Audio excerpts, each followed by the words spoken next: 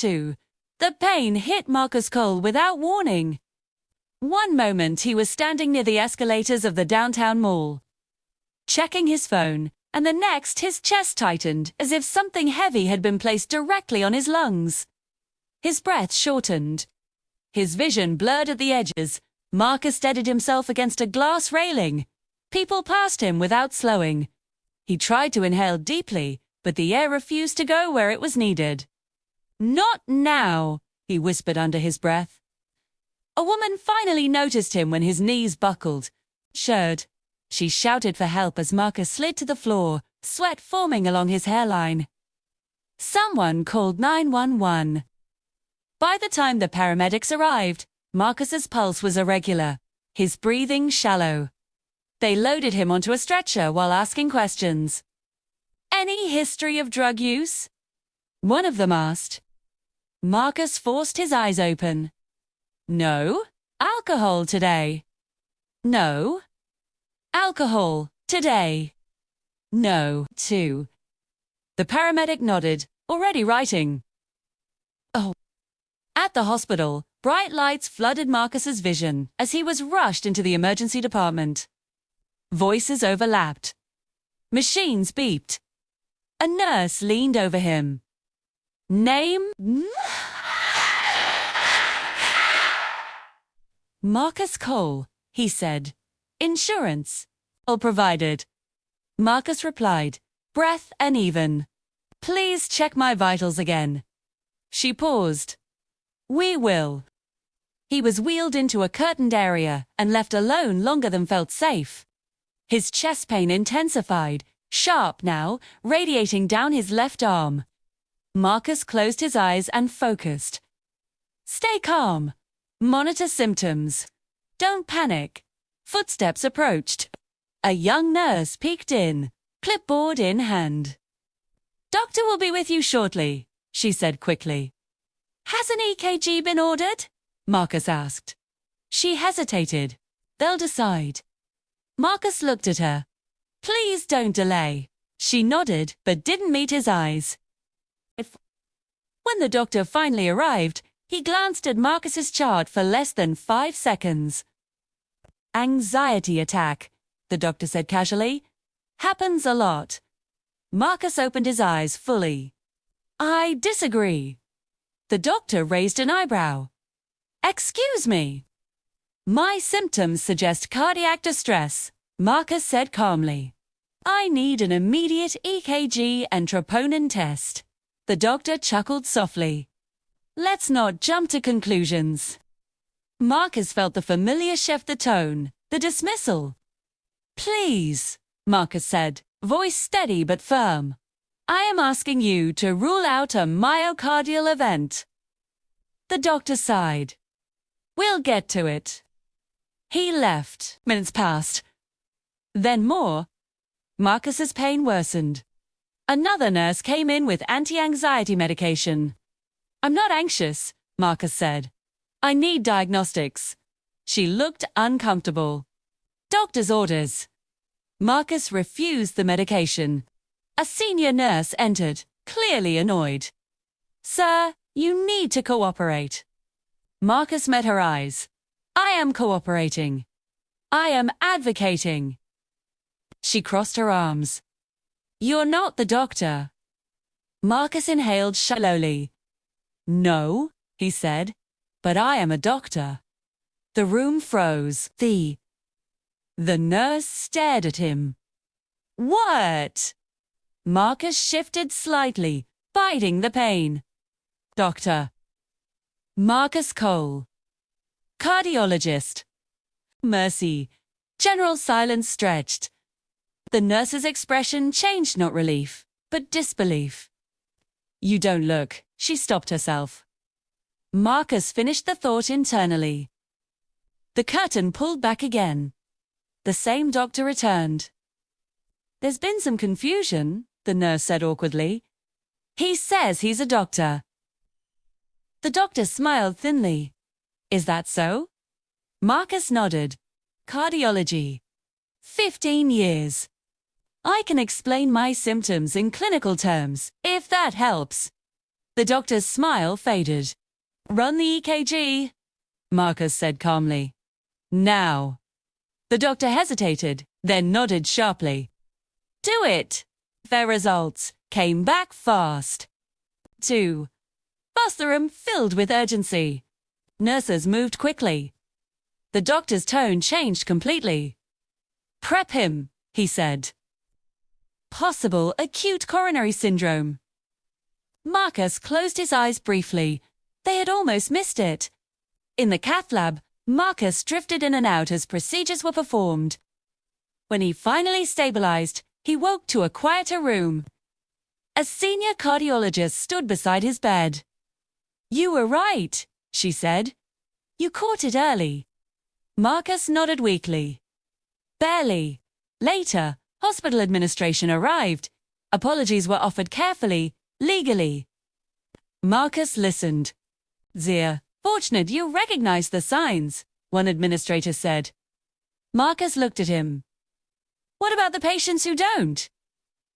No one answered. Thoughts. Over the following weeks, Marcus requested records, timelines, staff notes, patterns. The data told a clear story. Black patients were consistently triaged slower for cardiac symptoms. Pain was underestimated. Anxiety diagnoses were overused. Lives were put at risk quietly. Marcus submitted his findings to the medical board. An investigation followed. Policies changed. Training mandated. Quiet resistance met public accountability. Marseilles. Marcus returned to work months later, but something in him had shifted. At a medical conference, he spoke plainly. "This wasn't malpractice," he said. "It was bias disguised as routine." The room listened. Because this time, the patient had survived and spoken. Marcus did not leave the hospital quietly.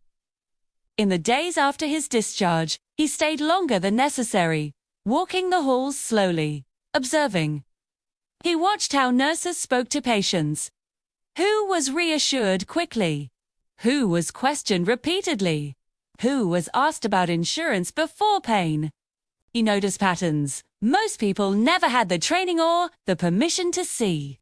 A black woman in her 40s sat clutching her chest in a nearby bay, her voice shaking as she described pressure and dizziness. The nurse nodded politely and wrote anxiety on the chart before checking her vitals. Marcus felt his jaw tighten. He approached calmly, introducing himself softly. "May I ask how long the pain has been there?" The woman looked surprised. "Since last night." Marcus looked at the monitor, then at the nurse. "She needs an EKG." The nurse frowned. "Sir, please return to your bed." Marcus met her eyes. "I am a cardiologist. And if you delay, you'll regret it." Reluctantly, they ran the test. It showed abnormalities. No one apologized. They simply moved faster. That moment stayed with Marcus more than his own collapse. Because he knew, without doubt, that if he had not spoken, the outcome could have been different. When Marcus finally went home, rest did not come easily. At night, he replayed the delay. The dismissive tone. The casual assumption that his pain was exaggerated, emotionally inconvenient. He began writing everything down. Not as a complaint. As a record. He requested anonymized data from multiple hospitals under his research credentials. Some institutions complied. Others resisted. Resistance itself became data. What emerged was undeniable. Black patients waited longer in emergency departments. Their pain scores were adjusted downward. Their symptoms were more likely to be attributed to stress, anxiety, or lifestyle choices. It wasn't written in policy, it was written in practice. Marcus shared his findings with a small group of colleagues he trusted. Some were shocked, others were quiet. One said, "I never noticed." Marcus replied, "That's the problem." Soon, word spread that Marcus was asking uncomfortable questions. Invitations to conferences slowed. Emails went unanswered. He understood the risk. But he also understood the cost of silence. When the medical board formally contacted him, Marcus welcomed it. He provided timelines, charts, comparisons. He named no individuals-only systems. During one hearing, a senior administrator asked, "Are you suggesting racism is influencing medical judgment?" Marcus answered calmly, "I'm saying judgment is influenced by what we expect pain to look like." The room went still. A junior doctor spoke up hesitantly. "What if we didn't mean it?" Marcus looked at him. Patients don't survive on intentions. The investigation expanded. Hospitals scrambled to revise protocols. Some doctors resisted, insisting clinical instinct could not be measured. Marcus countered with evidence. Instinct, he explained, was shaped by exposure. Who you believed. Who you doubted. Rue. One afternoon, Marcus received a message from a resident he'd never met. "I read your report," she wrote. "I realized I've been doing this. I want to stop." Marcus replied simply, "Then you already have." As reforms rolled out, Marcus was invited to train emergency department teams. He stood in front of rooms filled with professionals who crossed their arms, skeptical, defensive. He didn't accuse. He told stories. About the woman whose EKG almost wasn't done. About himself. About the patients who never got to speak afterward. Slowly, resistance softened into reflection. Not everywhere, but enough. Months later, Marcus returned to the same emergency department not as a patient, but as a consultant. The staff moved differently around him now. More careful. More attentive. A nurse approached quietly. "We change how we triage chest pain," she said. "Because of you?" Marcus nodded. "Because of the data." She hesitated. "And because you lived that night." Marcus walked out of the hospital and into the cool air. Sirens echoed distantly. Somewhere, another patient was being rushed in, hoping to be believed. Marcus understood something deeply now. Racism in medicine wasn't loud. It didn't shout. It delayed. And delay could be fatal. Whew! He continued his work quietly, methodically, knowing the system would never change all at once. But each correction mattered. Each moment of belief mattered. Because the next patient might not be a doctor, and they would still deserve to live. Marcus thought the hardest part would be proving the truth. He was wrong, too. The hardest part was watching people change only when evidence forced them to, not when humanity should have. Weeks after the reforms began, Marcus sat quietly in a training room at a mid-sized city hospital. The emergency department staff filled the chairs, some attentive, some tired, some clearly irritated that they had been required to attend. Marcus didn't blame them. Medicine exhausted people. Long hours dulled empathy. Systems trained efficiency, not reflection. But exhaustion didn't excuse harm. He began the session with a single question. How many of you believe you treat all patients the same? Almost every hand went up. Marcus nodded slowly. I believe that too. A few people shifted uncomfortably. He didn't show charts yet. He didn't show statistics. Instead, he described a man no name. Nares mentioned who came in with chest pain and was asked about stress before oxygen levels. Who waited? Who nearly died? Only at the end did Marcus say, "That man was me." Silence spread through the room, thick and heavy. After the session, a senior nurse approached him. Her voice was tight. "I've been doing this job for 22 years. Are you saying I've been hurting people?" Marcus looked at her carefully. "I'm saying the system taught you habits. And habits can be unlearned." She exhaled slowly, as if releasing something she had carried for years. Not everyone reacted that way. Some doctors dismissed Marcus privately, calling him too emotional or political. One administrator suggested his experience had made him biased. Marcus almost laughed at that. Bias, he had learned, was only questioned when it challenged power. Late one night, Marcus received a call from an unfamiliar number. The voice on the other end was shaky. "My father died last year," the woman said. "They told us it was anxiety. He was black. I saw your interview." Marcus closed his eyes. She didn't ask for justice. She didn't ask for revenge. She asked, would things be different now? Marcus paused before answering. "They're changing. Not fast enough, but they are."